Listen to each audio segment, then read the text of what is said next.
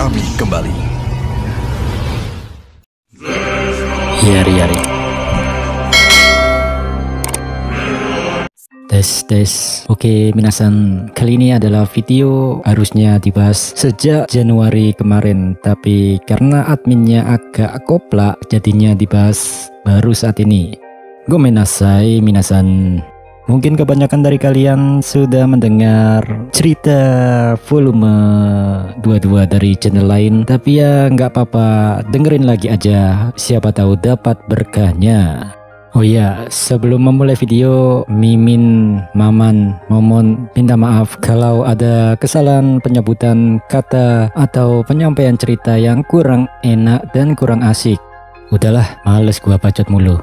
Langsung saja kita mulai videonya, juragan. Oke minasan, volume terbaru yakni volume 22. Cerita kali ini diawali dengan penjelasan pada hal yang sangat gak penting, yaitu tentang ras kriptip. Mereka ini adalah sekelompok makhluk yang tidak memiliki rasa kerjasama dan hanya mengamuk sesuka hati mereka.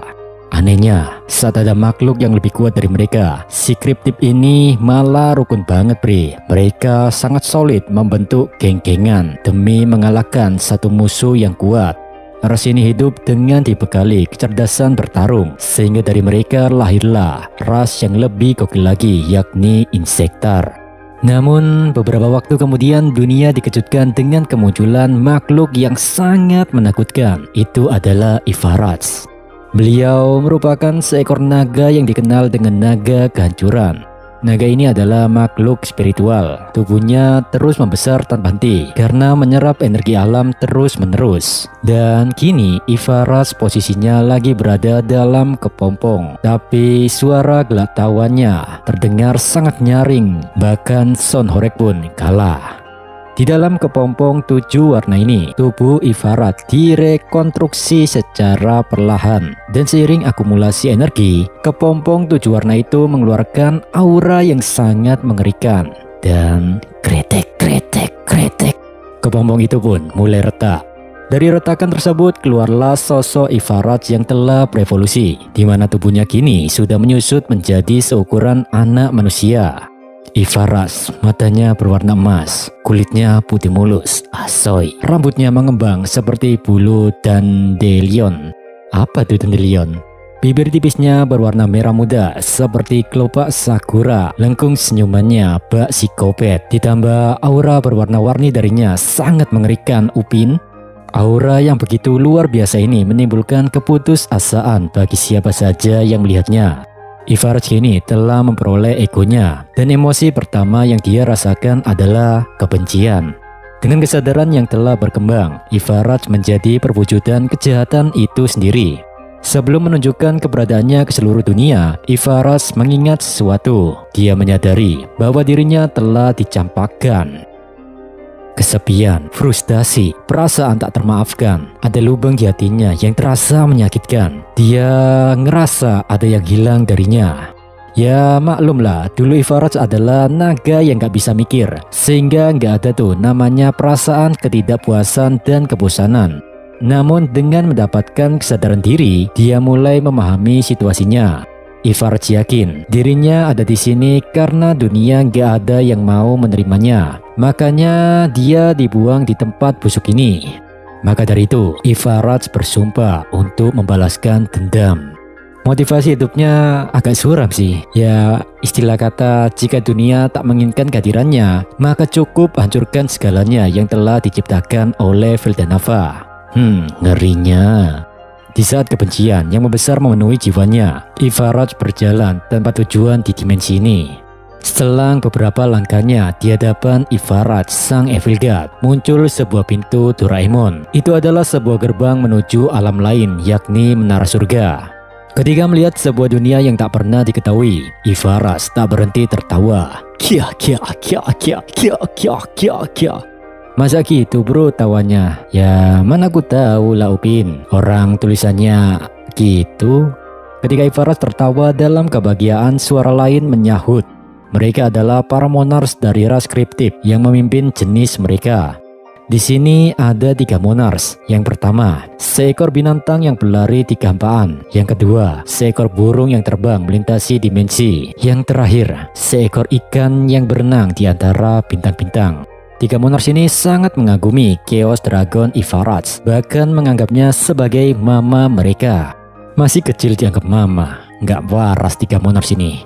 Para monars ini kayaknya sih dapat menyaingi mantan monars Insectar King Silanus. Apalagi saat ini dengan evolusi Ivarats, 3 monars tersebut menerima berkah atau blessing, sehingga kekuatan mereka menjadi semakin gak ngotak, bukan segitiga lagi. Dan ego mereka pun ikutan berkembang, jadi gak dungu-dungu amat seperti sebelumnya. Evolusi ini memberikan dampak yang tak terbayangkan pada seluruh ras mereka. Dalam euforia kebahagiaannya, Ivarats menatap 3 bawahan setianya itu. Lalu, kya. Kalian ini memang pelayanku yang lucu dan menggemaskan ya. Mama. Kalau begitu, Mama akan memberikan kalian nama. Sekarang namamu Kakehashi. Lalu untuk si Buyung, kunamai kau Habataki. Yang terakhir, bentukmu mirip kayak cumi-cumi. Aduh lapar. Jadi kau pasti perenang handal. Kunamai kau Swim. Untuk pertama kalinya, Ivarats yang polos mengekspresikan kegembiraannya dengan pemberian nama pada ketiga bawahan setianya. Dan dari kejadian itu pula Ivarats baru tahu bahwa pemberian nama bisa memberikan kekuatan yang luar biasa pada mereka. Kakehashi mewarisi kutukan, Habataki mewarisi dendam kusumat, Swim mewarisi kebencian. Ketiga pelayan itu yang sebelumnya sudah siap melakukan apapun untuk Mama Ivarats, dan setelah mendapatkan blessing dan nama, kini mereka makin setia. Setelah evolusi ketiga pelayan itu pun selesai, wujud mereka kini berubah menjadi sangat mengerikan. Kakehashi, seekor singa raksasa dengan kepala naga. Seluruh tubuhnya tertutupi oleh sisik yang sangat kokoh. Ekornya ada 8, berkelok-kelok seperti ular berbisa yang dapat bergerak dengan bebas. Selain itu, di berbagai bagian tubuhnya tumbuh mata-mata tambahan, sehingga memungkinkan Kakehashi melihat ke segala arah tanpa ada satu titik buta. Bahkan nih, rumornya sih makhluk sekelas Demon Lord yang bersentuhan dengan aura jahat Kakehashi, mereka akan mokat seketika. Oke, lanjut ke Habataki. Dia memiliki 2 kepala yang bersifat hermafrodit atau memiliki 2 organ reproduksi, yakni jantan sekaligus betina. Dia adalah burung mistis yang anggun dengan tubuh seperti elang dan ekor megah seperti merak. Oh ya, tubuh Habataki juga sepenuhnya diselimuti oleh bulu berbahan Hihirokane, logam tertinggi yang berkilau dalam cahaya emas. Penampilannya sih lebih menyerupai mesin daripada makhluk hidup. Sedangkan Swim, sosok ikan iblis yang sangat mengerikan, namun memiliki keindahan yang tak bisa dijelaskan. Meski tanpa kepala, tapi tubuhnya menyerupai cumi-cumi dengan banyak tentakel yang tajam. Jika diperhatikan lebih dekat, tentakel-tentakel itu tersusun dari persendian kecil yang saling terhubung dan fleksibilitas yang luar biasa. Seluruh tubuhnya tertutup oleh Arionium, yakni sebuah logam hidup yang menyatu dengan tubuhnya, menjadikannya kumpulan makhluk anomali berparasit dan berkembang bersamanya.